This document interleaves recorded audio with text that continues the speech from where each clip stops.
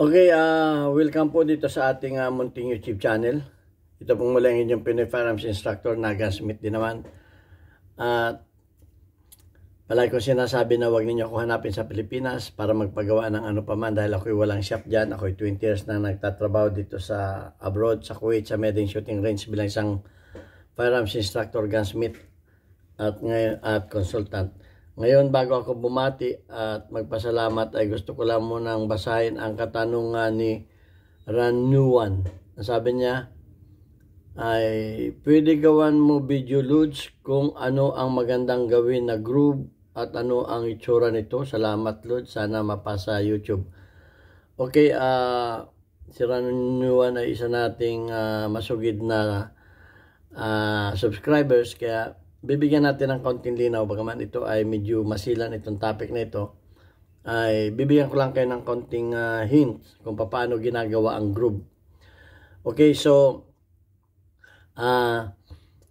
bago natin bigyan ng kasagutan yan, ay gusto ko lang munang magpasalamat sa lahat ng mga subscribers natin. Tayo ay nasa 40,300 plus na, at maraming salamat sa mga comment ninyo at sa mga magaganda ninyong comment. At doon sa nag-comment ng mali daw yung sagot ko, ay mag-comment ka kung ano yung kung ano yung tama para sa iyo. Walang problema kung para sa iyo mali yung sagot ko, pero sana nagbigay ka rin ng tamang sagot. Okay, at maraming salamat doon sa mga hindi nag-skip ng ads, sapagkat nakakatulong yan sa ating mga pagcha-charity. Tayo po ay gumawa ng YouTube channel para magkapag-charity, dahil tayo po ay maganda naman ang kinikita dito sa ating kumpanya, at matagal na po ako nag-charity, kaya inisip ko na gumawa ng YouTube para yung kinikita nito ay may tulong doon sa mga bata na anak na single parent na halos ay walang maibaon sa eskwelahan. Kaya maraming salamat doon sa mga hindi nag-skip ng ads. At pasalamatan ko din si Noli Pisa America ng Virginia, USA, sa pagpapadala niya sa ating YouTube, sa ating premiere videos. Malaking tulong yan para sa ating mga beneficiaries. At ganyan din salamat doon sa mga nagpadala dito sa ating GCash. Ayan, baka may gusto pang magpadala, ay thank you sa inyo, at nakakatulong din yan sa ating mga beneficiaries. At sana marami pang tumulong. Hangad ko talaga na marami pang bata ang matulungan sa pamagitan ng maliit nating paggawa ng ating YouTube. Okay, at sana lumaki pa yung ating YouTube channel para mas marami pa tayong matulungan. Yan. At doon sa katanungan ni ni Ranyuan, ay paano daw ginagawa ang groove sa mga barrel. Okay,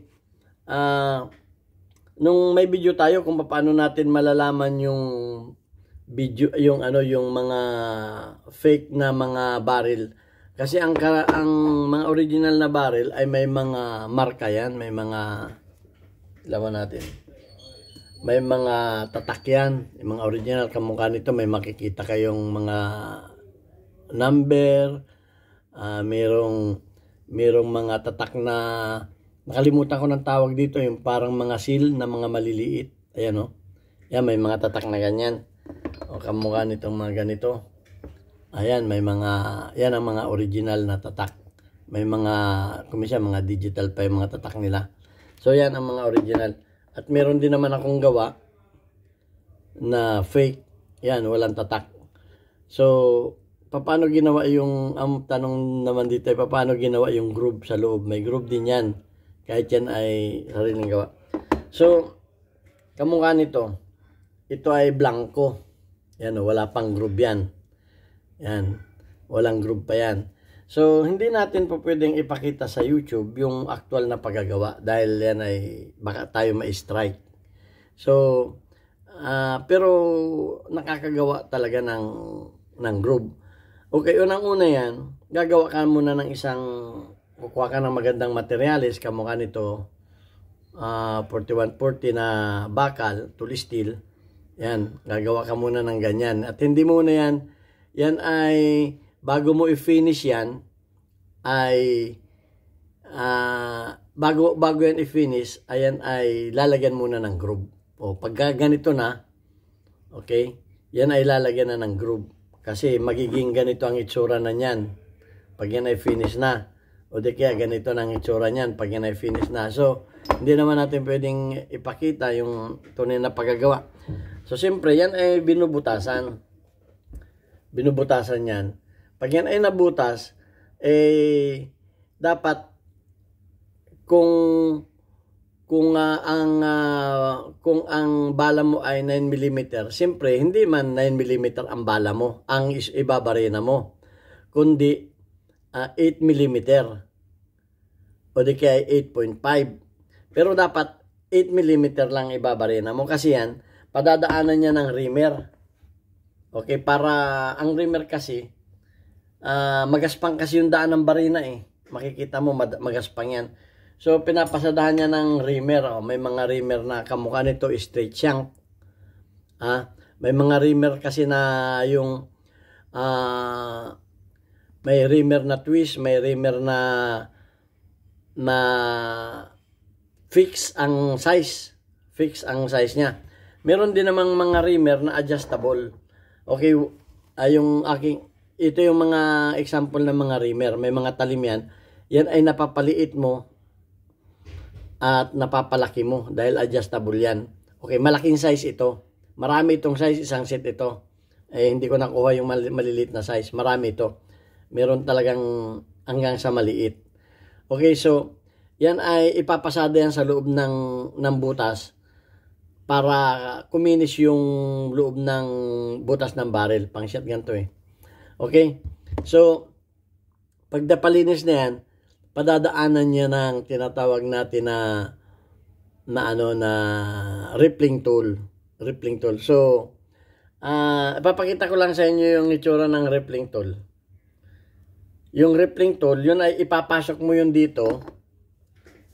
Ipapasok mo dito yun. O, dito ka mag-umpisa sa chamber. Ipapasok mo dito yun. At gagamitan mo ng press para ilalampas mo yan dyan. Ilalampas mo. Pag nasa loob na yon, gagamitan mo naman ng dowel. Yan, ipipress mo yon hanggang sa lumampas dito sa kabila. At yan ay magkakamero ng groove. Ito, wala pa itong groove eh.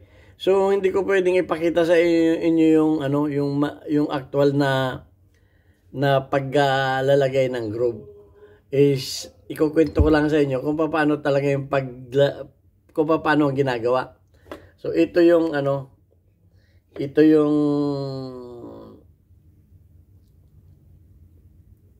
rippling tool. Ito yung rippling tool. Yan. Papakita ko lang sa inyo kung ano yung rippling tool. Ito yung rippling tool. Yan. May mga sizes yan. Yan. So, depende yan sa caliber. Yan yung isinusuot dito sa loob ng barrel. Pag lumabas na yan, kung makikita ninyo, twist yan, twist. Kung makikita ninyo, nakatwist yan, nakatwist. Nakatwist din yan, nakatwist din yan, nakatwist din yan. Yan yung isusuot dito sa loob ng barrel. So, sinasabi ko lang sa inyo, na yan ay, awan ko kung may nabibili sa Pilipinas niyan, hindi ko alam, bahala na kayong maghanap niyan. Basta yan ay rippling tool. Yan ay tooling for rifle barrels. Meron ding rippling bottom, super durable alloy. Yan. Pang-logger, pang-lager, at maraming klase yan. Yung mga rippling tool na yan. So, yun lamang ang pwede kong ibigay na informasyon sa inyo. Hello. Hello. Good afternoon. May tapos na dyan isang shotgun. Shotgun, ha? Okay. Wahid shotgun. So, yun lang ang yan shotgun na yan. Tapos na yan. Okay. Yun lang ang mabibigay ko sa inyong informasyon. So, yung pinakita ko sa inyong picture na yan, may mga caliber yan. Kung ano ang gusto niyo yung caliber, kung anong caliber ang ang paggagamitan ninyo. may pang rifle din, mas mahaba yun. Yung mga pang pistol, mga maiksi lang yun. Ilalagay yun dyan, iano ng press, pagdating niya sa loob, gagamitan niya ng dowel, at ipipress yan. Yan, ipipress yan. Dahan-dahan niya ipipress. Papunta sa loob, hanggang sa lumampas sa kabila. So, ayan ang, yan ang pamamaraan ng paggagawa ng, So, yun, pinakita ko lang sa inyo yung picture at baka tayo ay ma-strike ng YouTube. Ito ay pang for educational purpose. Kasi yung mga ganyang masisila na, actually, ang pinapayagan lang talaga ng YouTube ay yung pagre-repair ng mga sira. Pero yung paggagawa ay hindi yan pinapayagan. Kaya, disclaimer sa inyo, hindi ko pwedeng ipakita yung talagang paggawa ng barrel, ng rifling, sapagkat baka tayo nga may strike dahil ang barrel is considered as firearms sa batas ng Pilipinas. So, yun lang ang ko. Ito yung papakita ko lang sa inyo, yung mga blank na ginagawang barrel. Okay? Hindi ang barrel hindi muna pinipinis. Okay, blank muna 'yan. Kasi kung yan ay manipis na ang wool niyan, tapos ay pasukan mo yan ng reflector, posibleng mag-crack dito. Yun lamang ang mabibigay kong tip sa inyo. Hindi man yan nire-replingan pagka yung tapos na.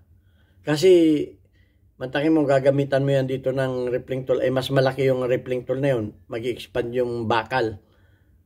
So, maaring mag-crack ang barrel. Kaya yan ay nilalagay ang rippling tool pagka makapal pa yan, hindi pa finish. So, ganun lang.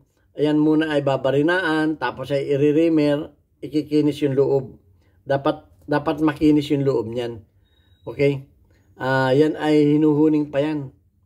Pwede pang, kung talagang yan, papasadahan pa ng liha yan, inuhuning yan. May video rin ako kung paano maghuning. Inilalagay sa torno yan, yung huning, pupuluputan ito ng liha. Pagkatapos ay iuhuning yan para kuminis. Pero yung iba hindi na naghuhuning, basta pinasadahan lamang nitong reamer. Itong reamer, ito ay maraming sizes ito. Ganito lang ang itsura nun. Okay, conforme sa size na inyong na-adjust ito kasi bumubuka ito eh. Pag in-adjust ninyo itong dalawang nut ditong sa magkabilang dulo. So, yun lang ang masasabi ko sa inyo na informasyon. At tinatanong kung anong itsura ng rippling tool. Yung pinakita ko na lang sa inyo ay yung picture ng rippling tool. So, yan. For educational purpose, meron kayong idea. Pero talagang hindi ito tinuturo yung actual na paggagawa. At pasensya na kayo. Okay, so yun lamang ang maiksi natin videos. At maraming salamat do sa mga nag-comment do sa videos natin about sa baril na Danau. Okay, at ina-appreciate ko naman yung inyong mga opinion. Kung ano man ang opinion ninyo dyan, kanya-kanya tayo ng opinion. Okay lang yun sa atin. Pero do sa nag-comment na mali daw yung sagot ko, ay sumagot ka ng tama. Kamukha nung iba, sumasagot sila ng tama. Okay, hindi ko naman sinasabi na yung sagot ko ay kompleto. Maganda yung sumasagot. Okay, hindi sasabihin ninyo akong bubo, mali. O ay di tayo magkakaunawaan yan. Sumagot kayo ng tama, walang problema. Kahit mali yung sagot ninyo, appreciate ko yan. Kung hindi ka tanggap-tanggap sa akin, okay lang yan. Okay, at least nakibahagi kayo sa ating YouTube channel. Okay, thank you very much. Sana marami pa ang matuto sa ating YouTube channel at ito papakita kong muli.